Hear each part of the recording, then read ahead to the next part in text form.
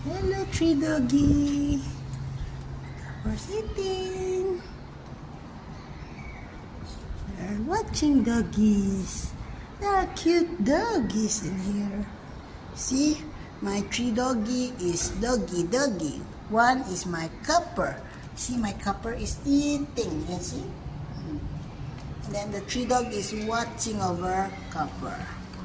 Yes. Yes.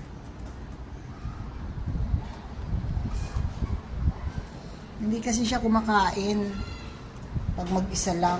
Kaya kailangan ilagay sa harap ng tatlong aso na to para kumain siya.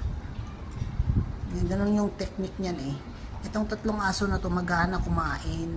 Kaso ito kasi maarte yan. Kahit sobrang mahal ng pagkain niya. Sinabing ayaw kainin, ayaw. Kaya yan, kailangan mo siyang takbo.